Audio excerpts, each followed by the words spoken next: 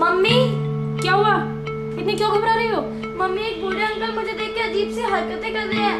बूढ़ा आदमी क्या हरकत कर रहा है? उन्होंने मुझे देख के हाथ हिलाया, फ्लाइंग किस दिया और इशारे में अपने पास बुलाया। अच्छा, चल मेरे साथ, बता तो सही।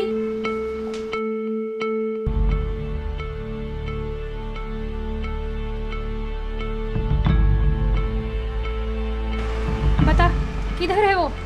उस तरफ मम्मी।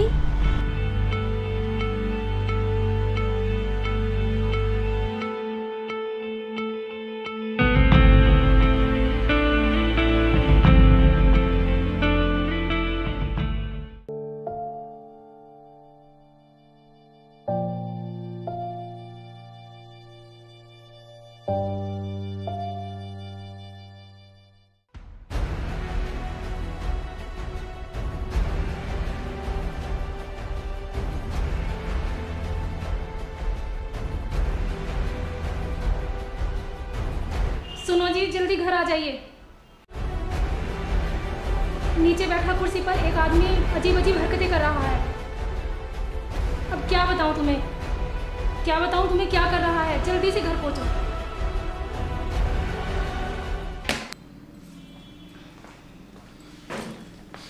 अब बताओ पूरी बात।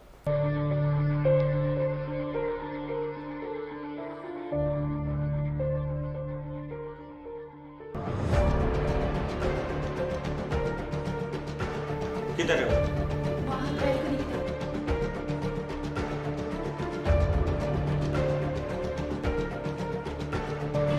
कौन है वो? वो देखो, वो बैठा उधर।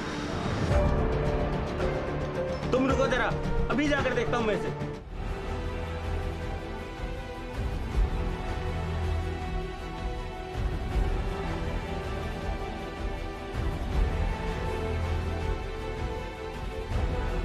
शर्म नहीं आती तुम्हें दूसरों की बहू बेटियों को देखकर ऐसी हरकत करते हुए?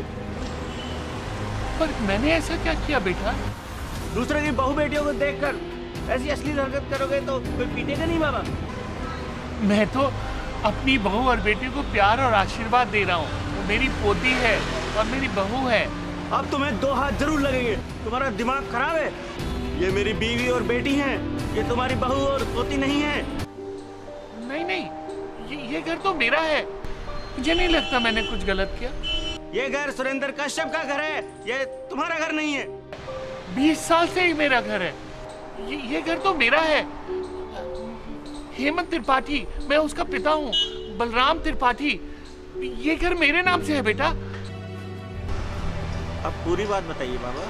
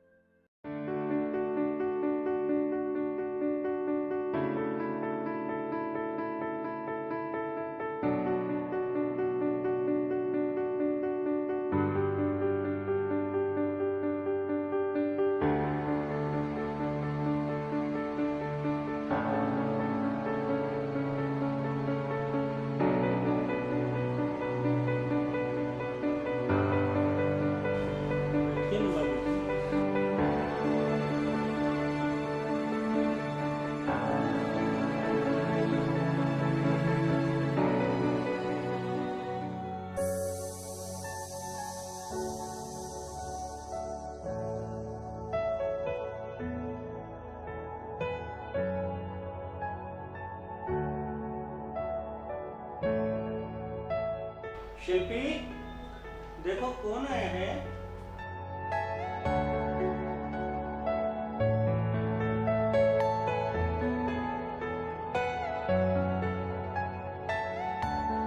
कौन है ये?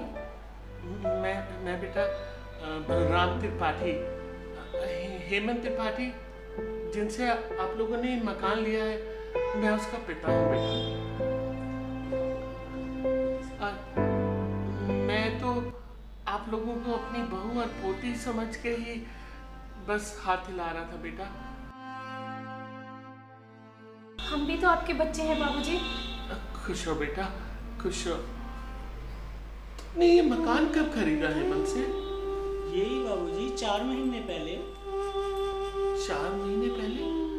हेमंत ने बताया नहीं, पर ये मकान तो मेरे नाम है बेटा। लेकिन रजिस्ट्री में तो डेथ सर्टिफिकेट लिखा है बाबूजी। हेमंत कुछ भी कर सकता है बेटा। उतने जितना बाप का डेथ सर्टिफिकेट भी लगा सकता है, वो तो कुछ भी कर सकता है। हमारा इसमें कोई कसूर नहीं है बाबूजी, हमने तो पूरे 40 लाख दिए हैं। मेरे और तुम्हारे दोनों के साथ धोखा हुआ है। हेमंत ने तो ये त्रिपाठी परिवार की एक आखिरी निशानी भी बेच दी बेटा। बेटा, तुम्हें मालूम है हेमंत कहाँ गया है? मालूम नहीं बाबूजी। अच्छा, आप कहाँ रहते हैं बाबूजी? बेटा मैं तो यहाँ से 30 किलोमीटर दूर पे एक वृद्धाश्रम है, वहीं रहता हूँ। बस 4 साल से आज के दिन हमेशा आता हूँ और सामने बैठकर सुबह से शाम तक, फिर शाम को चला जाता हूँ। आज ही के दिन क्यों बाबूजी? आज ही के दिन आखिर ऐसा है क्या? बेटा आज ही के दिन हेमंत की माँ यानी मेरी पत्नी सुधा ने इस घर में अपने प्राण त्यागे थे। 4 साल से आज ही के दिन मैं यहाँ आता हूँ इस इच्छा के साथ कि कुछ पल सुधा की याद में इस घर में गुजार सकूं। बाबा उन्होंने आपको कभी अंदर नहीं आने दिया? नहीं बेटा, उन्होंने मुझे कभी अंदर नहीं आने दिया। आज ही के दिन आता था, सामने बैठा रहता था इस इच्छा के साथ कि शायद मैं कुछ पल अपनी पत्नी की याद में इस घर में गुजार सकूं। वो लोग आपको देखते नहीं थे बाबूजी? नहीं बेटा, शायद देखते भी हो, पर वो तो बिल्कुल अनदेखा ही कर देते थे मुझे। मैं हाथ हिलाता रहता था, अपना प्यार और आशीर्वाद देता रहता था, पर कुछ नहीं होता था। सवेरे से शाम तक बस वहीं बैठा रहता था। बाबूजी, आपका कमरा कौन सा था इस घर में? मेरा बेटा, ये इस घर में तो 2 ही कमरे हैं ना, बस वो बगल वाला, मैं और सुधा उसी वाले कमरे में रहते थे। चलो बाबूजी, आज अपने कमरे में चलिए। सदा सुखी रहो बेटा, सदा सुखी रहो। आज मैं दिल लगाकर सुधा को याद करूंगा। चलिए बाबूजी, आपको आपके कमरे में ले चलते हैं।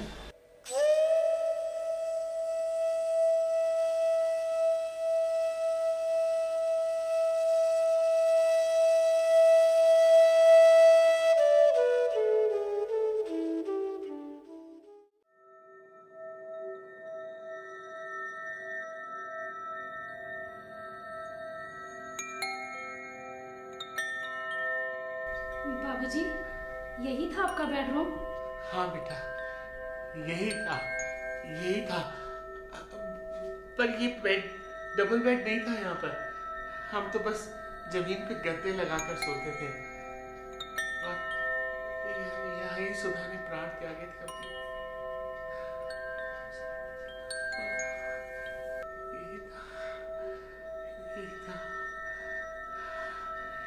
यही था।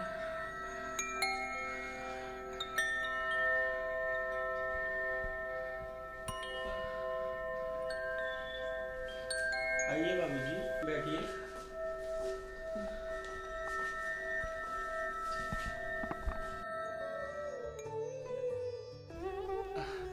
बेटा, अगर आप लोग बुरा ना मानो तो क्या मैं नहाकर पूजा कर लूं? क्यों नहीं बाबूजी, बिल्कुल। बाबूजी, मेरे पास एक ढीला कुर्ता है, मैं उसको आपके लिए वॉशरूम में रख देता हूँ। धन्यवाद बेटा, धन्यवाद। चलिए बाबूजी, नहा लीजिए।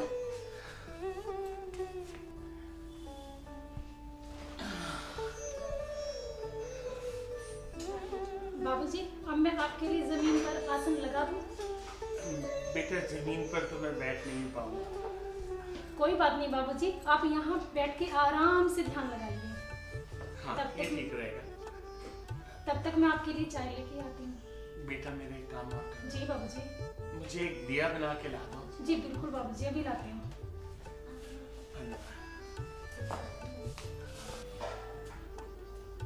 लीजिए बाबूजी। धन्यवाद बेटे, धन्यवाद। जब तक आपकी पूजा पूरी होती है बाबूजी, तब तक मैं आपके लिए चाय बना के ले आती हूँ। जी बेटा।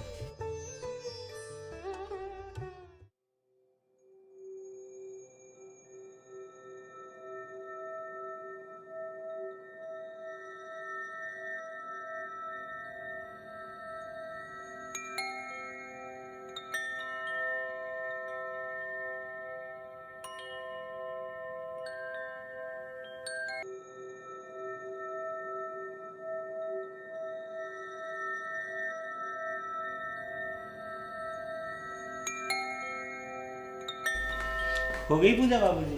हाँ बेटा, पूजा हो गई। मैं मंदिर में रख देता हूँ पूजा की थाली। हाँ।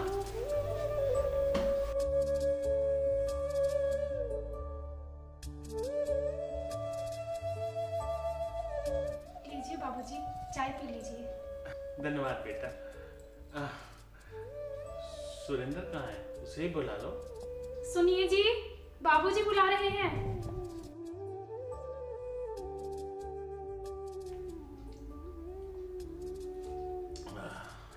बेटा, आप लोगों का लाख लाख धन्यवाद।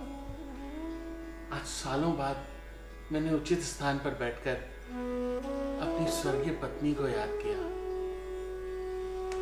आत्मा प्रसन्न हो गई मेरी। ये मेरी तरफ से खुश रहो, बहुत लंबी उम्र पाओ। अब इजाजत दीजिए। अभी आप कहाँ जाएंगे बाबूजी? और कहाँ बेटा, वही अपने पुराने वृद्धाश्रम। क्या शिल्पी आपको अपनी बहू जैसी नहीं लगती?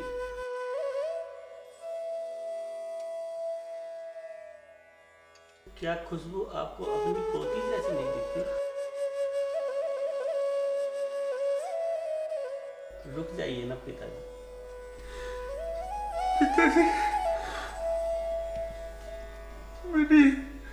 मैंने शब्द कितने सालों बाद सुने।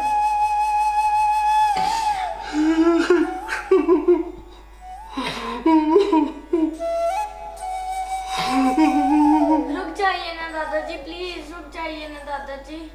हाँ पिताजी, अब कहीं मत जाइए पिताजी हमें छोड़कर। आप यहीं रहिए इस कमरे में। हमारे लिए तो दूसरा कमरा भी है बाबूजी। अब कहीं नहीं जाने देंगे हम आपको बाबूजी। मत जाइए बाबूजी हमें छोड़कर, मत जाइए।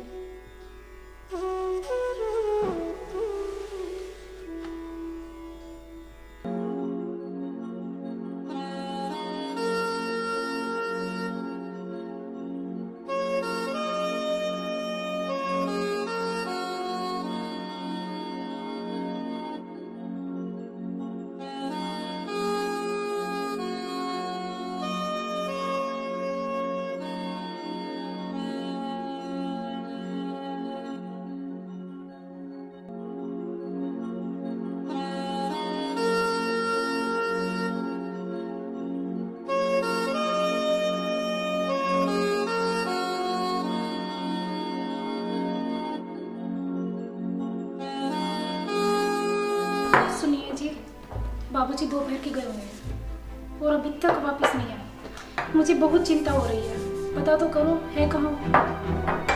दादाजी आ गए, ये दादाजी आ गए। हाँ, केक, बहुत बढ़िया केक। काटो भाई, केक काटो।